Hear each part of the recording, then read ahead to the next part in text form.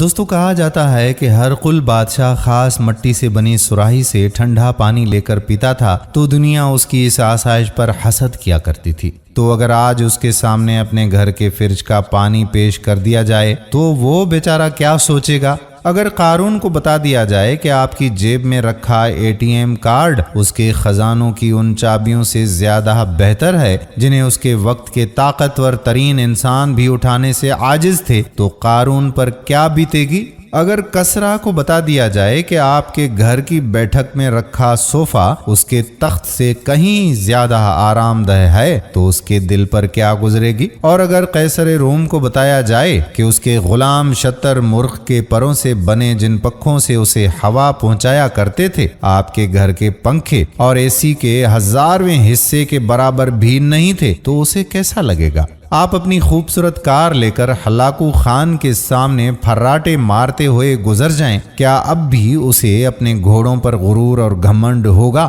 خلیفہ منصور کے غلام اس کے لیے ٹھنڈے اور گرم پانی کو ملا کر غسل کا اہتمام کرتے تھے اور وہ اپنے آپ میں پھولا نہیں سمایا کرتا تھا، کیسا لگے گا اسے اگر وہ آپ کے گھر میں گیزر دیکھ لے؟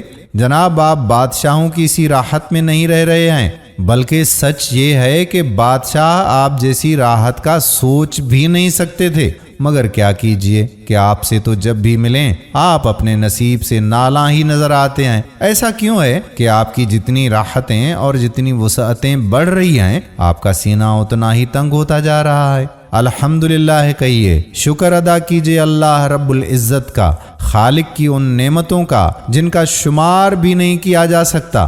ان تمام نعمتوں پر اللہ رب العزت کا شکر ادا کریں کہ آپ بڑے بڑے بادشاہوں سے بہترین زندگی گزار رہے ہیں۔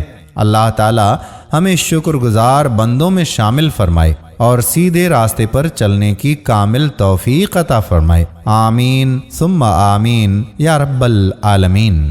دوستو، آپ کو ویڈیو پسند آئی ہو تو اپنے دوستوں کے ساتھ اسے شیئر بھی ضرور کر دیں۔ آنے والی ویڈیو تک اپنے میزبان قادر بخش کلہوڑوں کو اجازت دیجیے۔ اللہ حافظ۔